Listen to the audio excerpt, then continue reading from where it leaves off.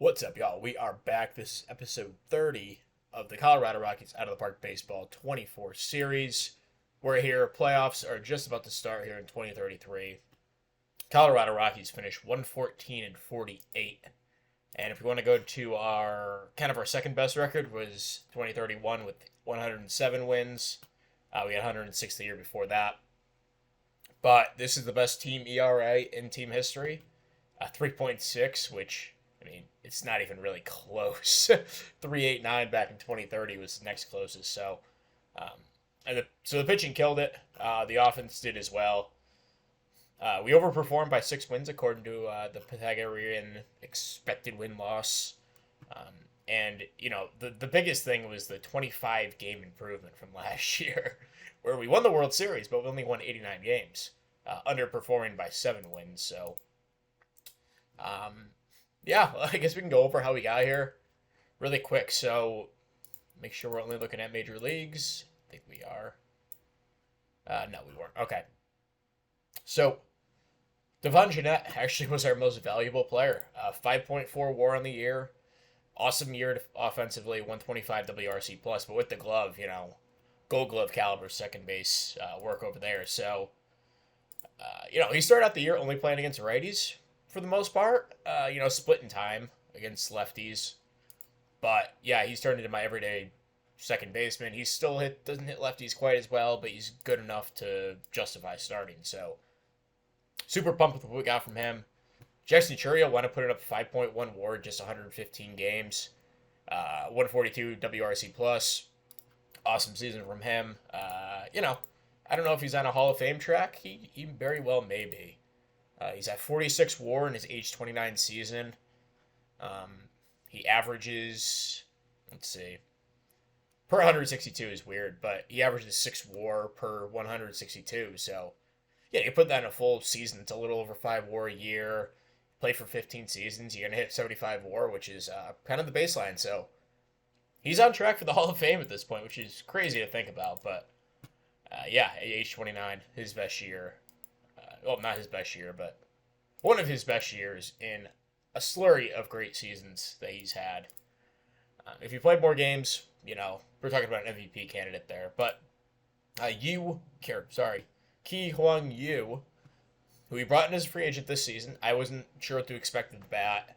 I knew the glove was going to be good, and the glove was awesome. 15 framing runs on the year. And not to say catcher ability was the biggest reason our pitching staff bounced back. But between him and Romo, our pitching staff was constantly pretty good. And last year when we had Chilcutt in there, it was just not good, and a lot of guys underperformed. So I think his catcher ability was huge in fixing our pitching staff compared to last year. But with the bat, 121 WRC plus, he's gonna probably win a Silver Slugger. I'm not sure who else is in the NL at this point, but I'd have to go look, but definitely in the running for probably best catcher in baseball at the moment. So that was an awesome signing. A 3-year deal. We'll most likely pick up that team option if he plays like that. So super pumped. Jeff Word, in his rookie year, a 133 WRC plus, striking out under 10% of the time, not walking for anything, but 34 steals, 4.5 WAR, and played a fine enough third base. We'd like a little bit better over there, but his range did improve during the season. He could even fake it at shortstop if we wanted him to. I probably wouldn't play him at second because of the low turn double plays, but he could slide around the infield a little bit. So, this is a guy we took in the first round a couple years back and paid dividends already as our fourth most valuable guy. And then Jeff Wolkow, the guy who got kind of booted from third base over to first, he had probably his best year of his career. Kind of look at the last 3 years have all been really good. Don't get me wrong, but this year, he kind of put it all together. Despite the lowered walk rate, hit 36 bombs, which thank goodness, because we've been waiting for that. These years I was like, dude, is this dude's power ever going to come around? And he finally has slowly improved and broke out this season as a true power threat. And played an awesome first base for whatever that's worth. Herminio Toto drove in 106 runs on the year, hit 19 bombs. A really solid center field, if not like it. It's not fantastic, but it's definitely respectable. I'd like to see the walk rate increase, maybe to like 6%, but I guess it's actually not that bad. And with the 40i, it's not like we can expect him to walk a ton. So stole 24 bases though, and played a good center field. That's very valuable. That was an international signing back in 2026. Um, is that the only international guy who's kind of made it up to our team? I think it may be. Where'd Cordero come from? Okay, so Cordero was an international signing as well. Not one of the higher profile ones. Although he did have good ratings, looks like, when he came out. But yeah, anyway, Toto had an awesome year. Kason Cunningham, not the best season. Kind of repeated what he did last year, which is still an awesome player and like a very valuable guy. But, this 2031, I always talk about this because it's just like one of the most upsetting stories in the save.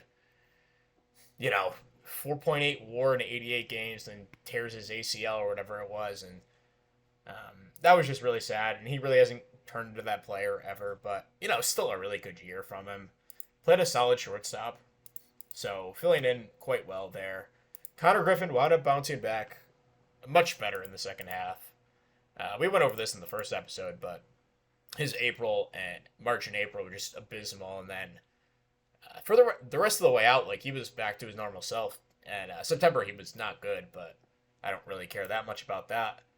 But yeah, you take away that April, and like he still had one of his like normal seasons. So disappointing year overall, but you can't complain about what he brought when he was right. So Guadalupe Cordero, he'll make my playoff roster over Cavett. We'll get to him, but I just like Cordero a little bit more. He had a nice year, a little bit above average hitting wise.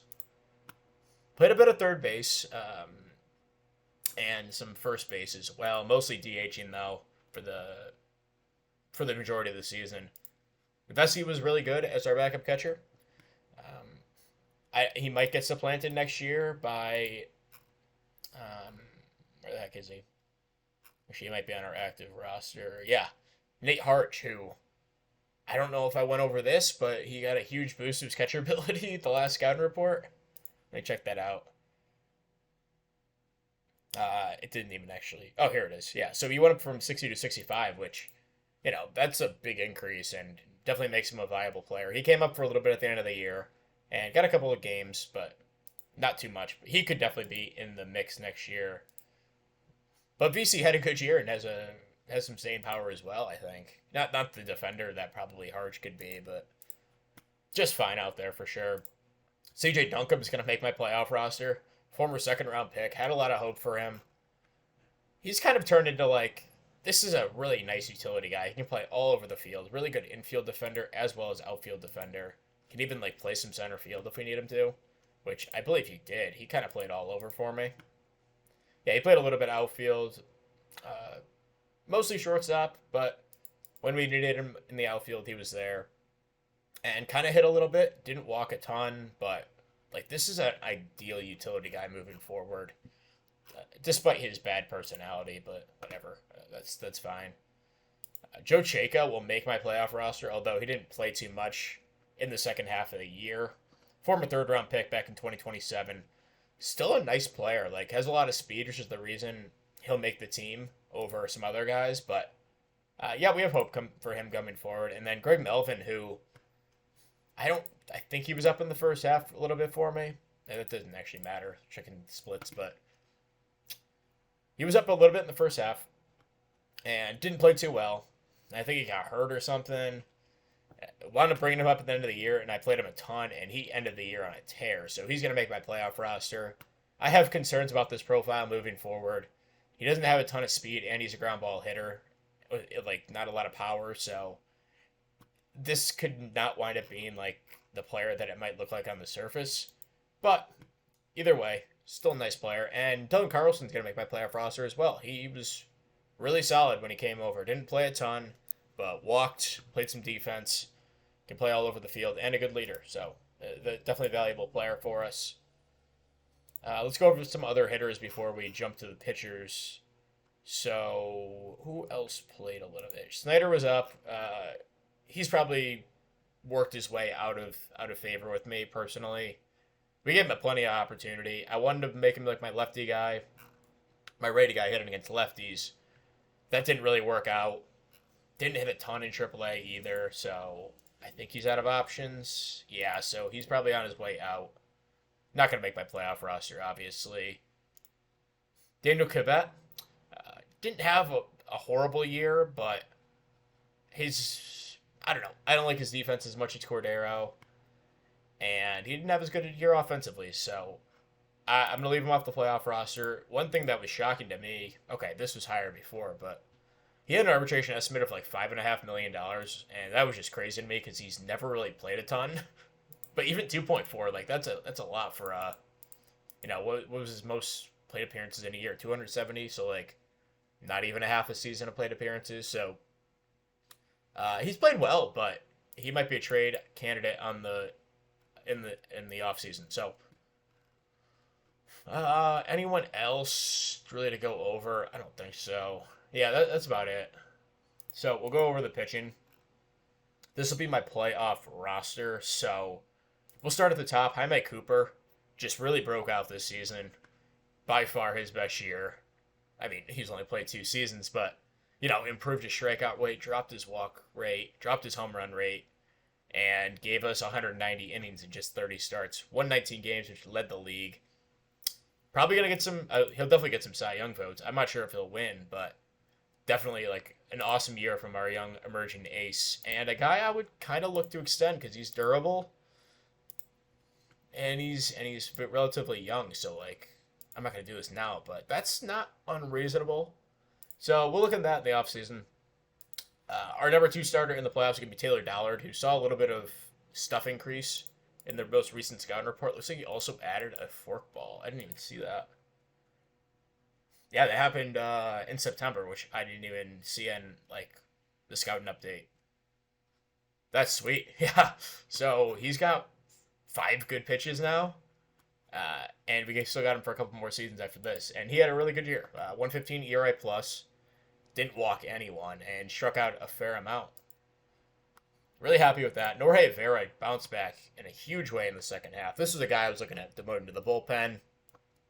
I had mentioned in the last episode, he was walking like 5 guys per 9. And I said, if that goes down a little bit, like he's gonna be fine. And he wound up being just fine and put in a really nice season.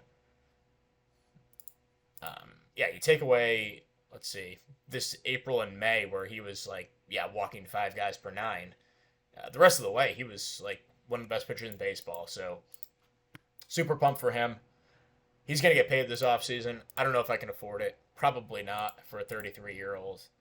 We got some other guys. So Chris Wood, I think I moved him to the bullpen last episode. That didn't last too long.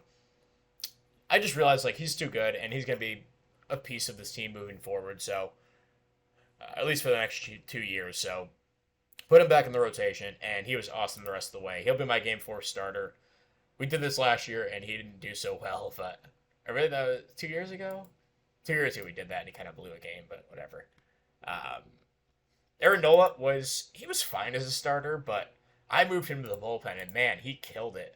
1.76 ERA. Walked like no one. Didn't strike out a ton, but threw 30 innings for me. He'll make my playoff roster as a long reliever. And yeah, he's just a really good pitcher to have on our staff. So the big story, Randy Rodriguez. Oh my goodness, what a season. I would not be surprised if he got a significant amount of Cy Young votes and some first place votes. Struck out 17.5 per 9, walked just above 2, a .34 Sierra, a .60 fifth, and a 1.00 ERA. And he missed time during the year. If he played, I think he missed 4. Yeah, he wound up missing 4 weeks after all that was said and done. If he played that extra month and he threw 65 games, this is an easy Cy Young finalist. He'll still get some votes, I'm sure, but yeah, awesome year from Randy. He'll hit the free agent market. And yeah, he's gonna get freaking paid because people probably think he could be a starter. He's 34. It's kind of like low key 34 because he hasn't pitched a ton of innings in that MLB. Came up when he was pretty old, so yeah, he's been rock solid since we picked him up. And yeah, really pumped for him. Shivili, who will be with the team for the next couple of years on a pretty affordable extension, had an awesome season as well. Like in his own right, like he has an argument for the best reliever in baseball, but not even the best reliever on his team. 2.4 WAR, 1.53 ERA, 1.84 FIP. Just an awesome year from him. He'll probably step into the closer's role next year. I think he's ready for it. He's kind of been waiting in the wings for a couple of years now, and he's 31, so we're gonna give him a run. Kate Tabali was really good. This last game blew up his ERA just a little bit, but he was one of the best free agent signings we've had in the save. 2.5 WAR out of him, so this back end was incredible. We'll go to our next best guy, who's probably Alex Philpott. He closed a couple games for me while Rodriguez was out. Wound up striking out 13 per 9, 2.56 ERA, and yeah, 1.96 Sierra, threw 77 innings for me. Awesome year from him.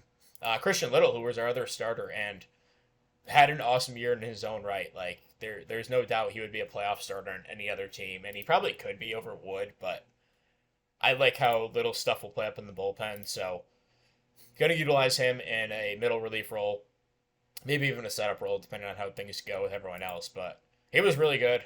He'll be a free agent after the year as well, so we're going to have to replace like 3/5 of our rotation. If you count Nola. I guess two guys in the rotation, then Nola as well. Gabriel Ochoa, who has just been like low key one of the best relievers in baseball one of the most consistent relievers in baseball since we picked him up off the waiver wire from Kansas City a couple of years back. 1.81 this year, 3.61 that year, but still 1.27 ERA plus. And this year, more of the same, like just a really solid season from him. Gurriel Rodriguez, kind of the same story. Pretty similar archetypes, quite frankly, but just from the other side of the plate. A guy didn't throw that hard and just strikes out a ton of guys. And he had a really good year, too. So that's a lot of guys to go through. We'll go through some other. Joe Walsh was up for a couple innings. I got him at the end of the year up in the majors. Other guys, Ford Thompson. Yeah, this is just sad. So he'll miss my playoff roster. I can't roll the dice with him. I wound up starting him 3 games at the end of the year, see what he had in the tank, and it was pretty much nothing. Like he gave us pretty subpar performances in every game, ranging from like almost acceptable to disastrous. So unfortunately, this is probably the end of Ford Thompson on our squad. He's due for arbitration. Pretty decent amount. It's not impossible I don't bring him back, but especially because we're losing some pitchers, we might bring him back next year. But this was just a disastrous season. Not striking anyone out, walking way too many guys, and it wouldn't be surprised if I scouted him right now if he went down in ratings. So he'll miss the roster. Like, what a fall from grace from this dude. But that's out of the part of baseball, I guess. Mitch S. Was up for a little bit for me. Pitched really well in AAA, like insanely well. Called him up. He was mostly fine. He had a couple stinkers at the end of the year that kind of killed him. But yeah. So I think that's about it. So we're gonna hop into the playoffs here. Roster's set. And I guess while we wait, we can go through. Juan Rivera is up in AAA. Didn't have a great season up there, so we'll run him back there. Sergio Ortega, who's our top prospect, number 73 in baseball, was really solid down in rookie ball. So I might call him up to A, see what he has next year, give him a little bit of run. Then Greg Melvin, our number 2 prospect, he was up in the majors. We kind of talked about him briefly. So we'll play San Diego. We'll obviously start in Colorado, as we had the best record in baseball. Before I forget, a bunch of these guys already left. So, okay, I'll have to fill that in the offseason. So, game 1, it'll be in Colorado against San Diego. Jaime Cooper on the mound. And let's check out San Diego. Second in runs scored, 12th in runs against. So, very offensive heavy. Not too many familiar names. I mean, Soto's here. I hope he's not playing right field. He is. Wow. That's wild. 30 outfield range. He's patrolling right field. Okay, well, I mean, good luck, I guess. I mean, yeah, I guess this is why you don't have too many first base DH types, because you got Juan Soto in right field now, because you need that bat, but you also need Corona and you need Arzate. Anyway, really good offense. Yeah, Herman Ramirez is their leadoff guy. David Leon, one of the best offensive catchers in baseball. Samuel Zavala, who would bat probably second on any other team. Who, if they're looking to get rid of him, I wouldn't mind scooping him up. This is kind of the type of player I like. We'll see. I don't really need corner outfielders. But Dan Lyons, their 7-hitter. Jackson Merrill, their 8. Elgin Bennett, an awesome defender and good clubhouse guy that can get on base. That's a hell of an offense. And they're going to start Junior Santos game 1, who's not horrible. Looks like he doesn't start a lot. Old friend Jackson Cox, who I wonder how his career's gone. He's pitched 3 years in San Diego and has been fine, like a little below league average as a pitcher. And then Roderick Munoz is their ace. Looks like he didn't throw a lot of innings. And Dan Watford, who, okay, I guess he's a starter with 2 pitches. Nasty knuckle curve. He'd be a crazy good reliever, I think. If they look to deal him, I would consider him in the bullpen. That's a nice pitch mix. So, game 1 in Colorado against San Diego. We'll have Cooper on the mound. Let's do it. We win 7-5. Nice day for the offense. Toto drives in a pair as well as you. Cunningham, Wolkow, and Griffin driving the other runs. Cooper, not very effective, but the bullpen, Christian Little, love having him out there. That's really, like, in the ideal world, he would be like my bullpen ace. But he's a good starter, too. So, Cavalli, Chivilli, and Rodriguez to close it out. So, game 2. Looks to go up 2-0. And we lose. Oof. 6-10 and 13. Ouch. Looks like the wheels kind of came off for Philpott and Ochoa in the last inning. Chivilli blew a save. Dollard was awesome, but, a game that your starter gives you 6 with 1 run. You don't expect to lose 10-6, but you drove in 4 runs. VC looks like he came in. They gave Carlson a pinch running appearance. Okay. Is he really my... Okay, Chayka was available. I don't know why he didn't pinch run. Oh, he pinch hit. Okay, so Carlson pinch hit. My bad. Ward had a couple hits. Yeah, not a great day for the bullpen. That kind of cost us that one. So we'll have an off day. Go to San Diego for a pair. And we'll have Vera on the mound. And we lose 4-3, so this is getting kind of ugly fast. Melvin looks like he played. Oh, he's been playing. Okay, I forgot I had him in the lineup. Yeah, the offense, not much going. Yu drives in another run. What a series from him. And then top of the order, drives in the others, but yeah, not too much. Vera, not horrible, but gave us a chance. Yeah, just rough game. So we'll go to San Diego, trying to keep our season alive. Let's see if we can. And we lose 4-3 again. That's a tough way to end the year, man. That's so tough. You drove in another run. What a series from him, man. What a season from him. Griffin drove in our other 2.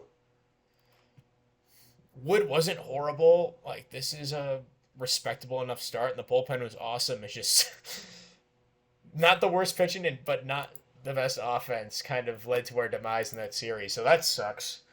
Didn't expect this episode to be this quick, but it will wind up being. So, yeah, unfortunate end for us. We'll go through the playoffs here and catch up on how everything goes. So, Milwaukee's the other NL team. Chicago and Houston in the AL. And, yeah, we'll run through this really quick. Padres go up 3-2. Houston up 3-2. And San Diego wins the series. So they'll go to the World Series to face Houston, who also wins 4-2. Houston goes up game 1. Padres tie it up one apiece. And Padres take game 3. Astros in the 4th game. Astros win game 5 and an off day, and San Diego forces a game 7, and Houston winds up winning the World Series. You can hear the disappointment in my voice. I'm sure you can imagine why. Yeah, some familiar faces still in the squad. Christian Encarnacion Strand made his way to Houston. Alvarez still here. Pena still here. Melendez has been on the squad for a while now. Yeah, that's pretty much it for familiar faces. Tyler Cleveland, old friend, gets his 2nd ring. Good for him. Didn't have a very good year, but whatever. Max Meyer, another old friend of ours. Played a couple of years here. He wins another ring. Did he win one? Yeah, he won one with us. No, he didn't. 2024. Oh, I didn't realize Miami won that year. Okay. So anyway, that'll wrap up the episode. Thank you very much for watching. We'll be back the off season and maybe our last year with the team, on camera at least. We'll see. I'll probably decide that in a little bit, but with the Nashville series starting up, don't want to overburden with a bunch of stuff, and I still want to do some other series, mini-series and stuff, so it'll just be a good time to end this next season. So we'll treat it as the last year. We'll see what happens, but thank you very much for watching. We'll see you next time. Goodbye.